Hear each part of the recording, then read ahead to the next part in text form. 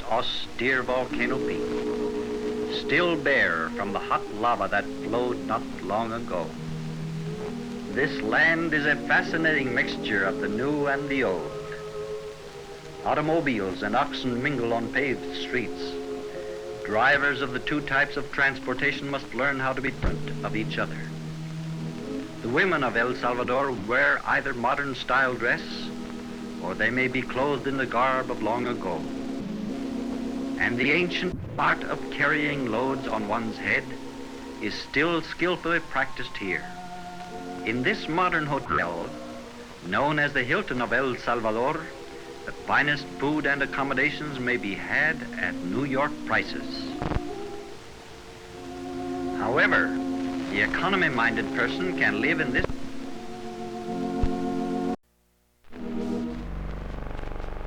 have chosen to take their meal at the more economical eating place. They buy their food at the wayside stand, factories of modern design, and with new production methods exist side by side with little shops where things are done in the old way, by hand, with few machines and little money. Although there are fine supermarkets available, most people still purchase produce in the air market.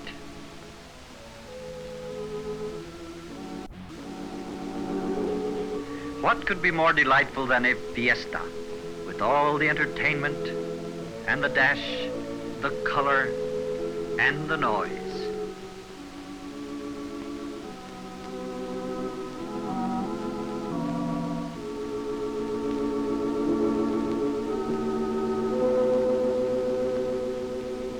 But basic to all human emotions and needs, regardless of nationality, wealth, or creed, is that wonderful principle of love and understanding.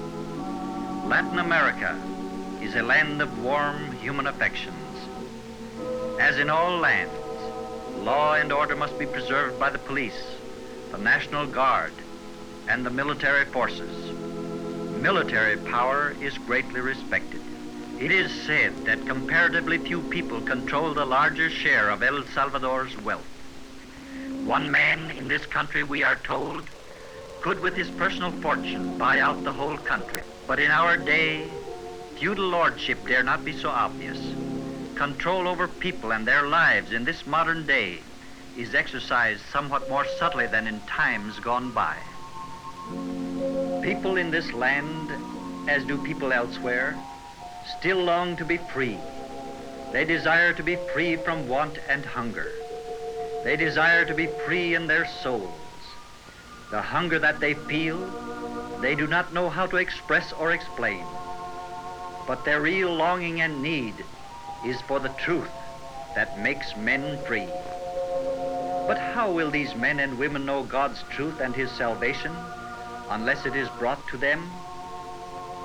Bringing the message of salvation and freedom, proclaiming the good news of God's kingdom, is the purpose and the driving force of the foreign missions program of the church. For this cause, young men and young women have joined hands and offered their lives to the Master to be used in service for other kindreds and tongues and peoples. Young people have gone forth from Seventh-day Adventist schools to freely give of the abundance which they have received. How well they serve. What devotion characterizes their lives. Their faith is a living faith, a faith bigger than the mountains.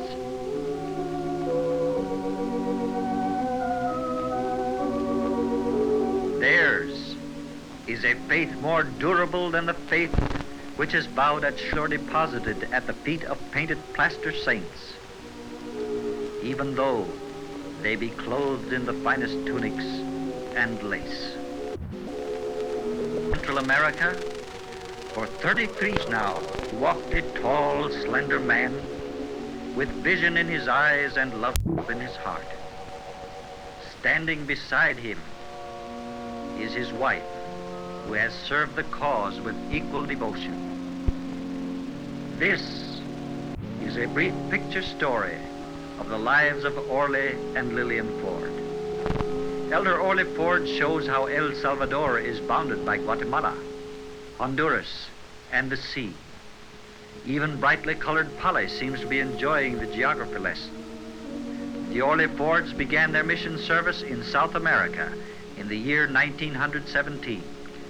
Seeing Mrs. Ford's book, High in the Andes, Shirley and Lona find some exciting reading. Just listen to this, says Lona. They hiked 3 months through the jungles of the Amazon. I wonder if their children hiked too. Let's ask her. Mrs. Ford comes in and says, yes, we hiked for 3 months, but the children bounced along on the backs of carriers all that time. They loved it. What's this picture we found in the book? That's a meeting I attended, Mrs. Ford says, when I was the Missionary Volunteer Secretary. Activity has always been the first name of the Fords. Although the Fords are poor, it means less pay for the same amount of work. Here they are, loading the station wagon for a trip into an isolated area. Arriving at a point sometime later along the road, they still have a 5-mile walk ahead of them.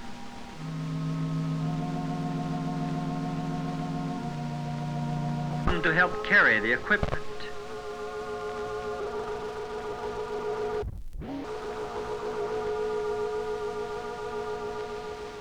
But take a look, will you, at those hats? They are actually little umbrellas, worn on the head. You'll get a better look at them in a moment. They bought those umbrellas on furlough in the United States, they told us.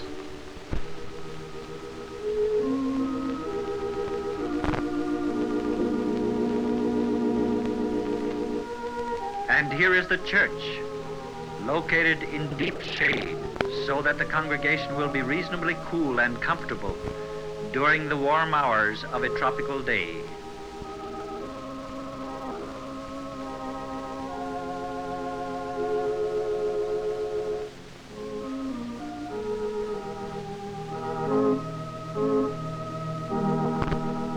After the service, everyone starts another long walk to the site of baptism.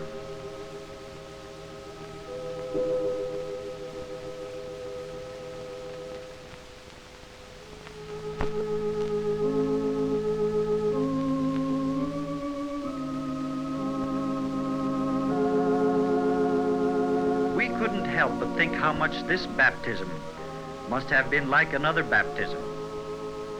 Christ's baptism in the desert must have been in surroundings similar to this.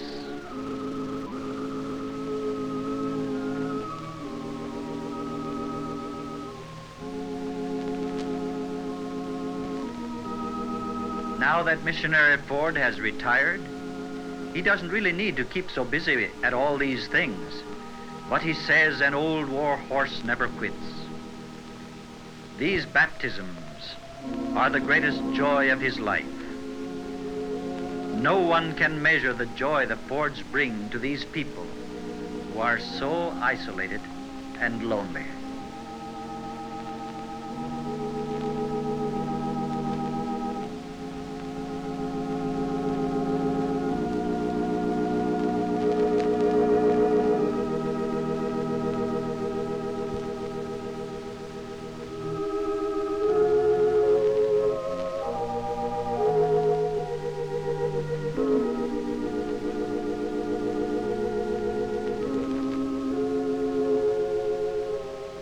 One would think that the day was full enough, with the long walk from the road to the church, a church service, a baptism, and the walk to and from the place of the baptism. But the day has only begun.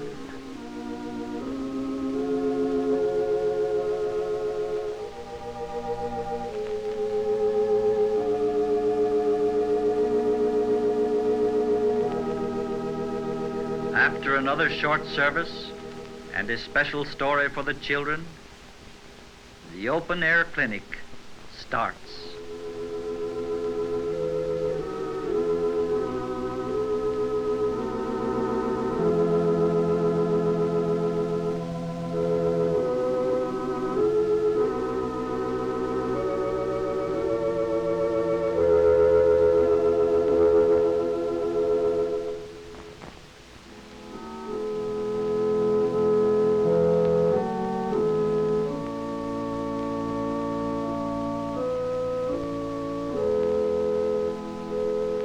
On this one visit, Elder Ford extracted 68 teeth. Young dentists tell us that Elder Ford is an accepted authority on pulling teeth, and that he extracts teeth that others dread even to attempt with good equipment, let alone to try it with the simple equipment Elder Ford uses. Ouch. There, that's over. Next.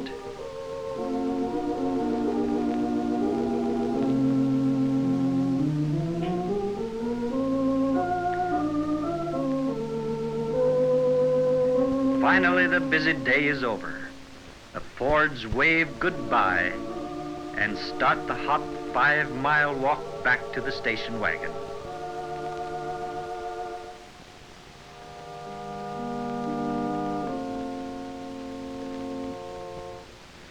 The next day, the Fords hurry off for a visit to the government home for the aged and crippled.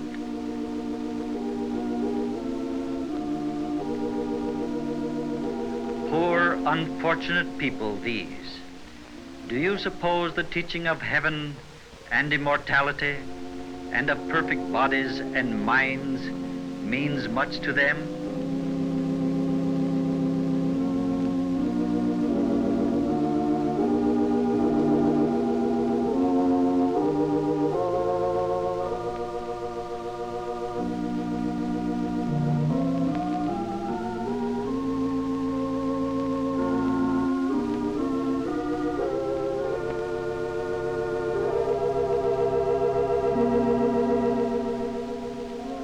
Suppose you rode in that homemade wheelchair.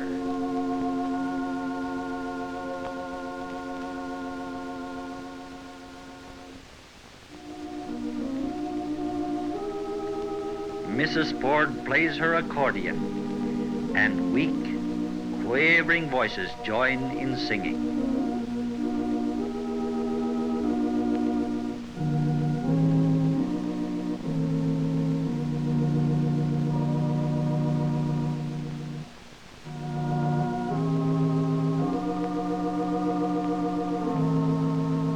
They sing, coming again, coming again. Jesus is coming again. When you give your Sabbath school offering, you share in this meeting. As you plan for the offering that you shall give, will you not do so remembering Elder and Mrs. Ford and their Sabbath school in San Salvador, home for the aged and the crippled?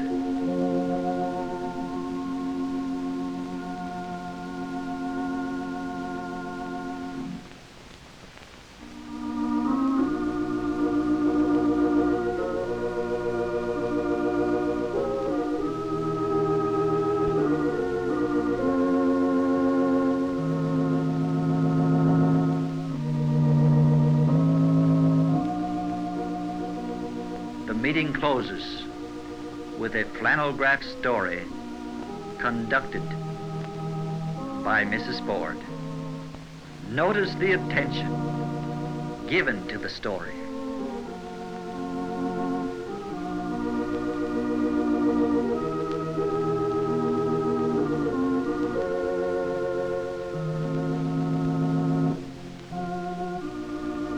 Before leaving, Elder Ford gives each person something to read. When Elder Ford baptizes these people, he must carry them down into the water and then carry them out again.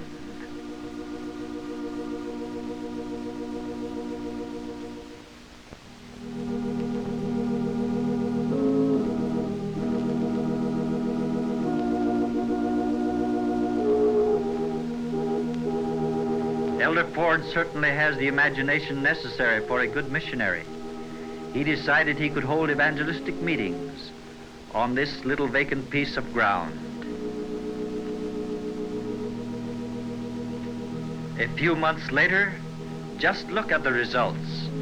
On the Sabbath day, this plain little church building is filled with devoted worshipers. In addition to all these activities, The life of the Fords is occupied with Dorcas and Pathfinder responsibilities, counseling, and many unexpected visitors to their home by those needing help.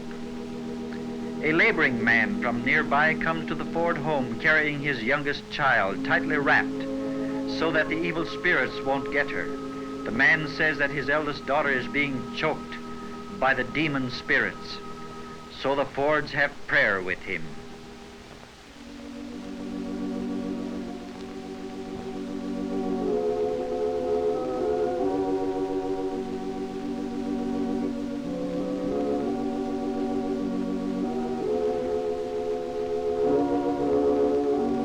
Then Elder Ford leaves with him to go for the daughter.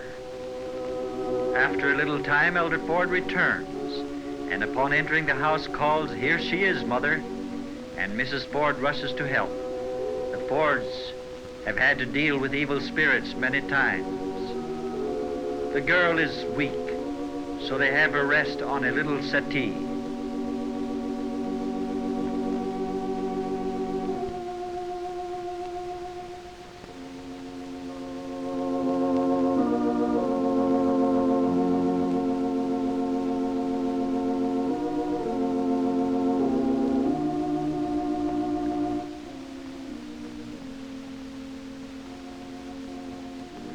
Suddenly, the evil spirit returns and chokes the girl. She screams. Mrs. Ford rushes to her, assuring her that Jesus is stronger than the evil spirits.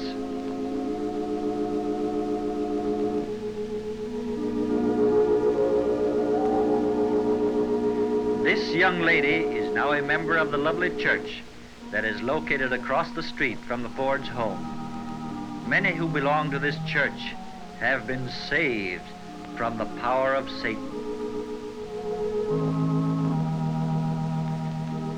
As we visit with Elder Ford, we ask, have you ever been stoned or beaten? Have you ever been in jail or suffered persecution? Oh, yes, he answers. All of these things have happened to me. But, we continue to ask, don't such experiences discourage you and make you long to return to your homeland? My homeland, exclaims Elder Ford. This is my home. I love it here. I love these people. And my wife loves this country and the people as much as do I.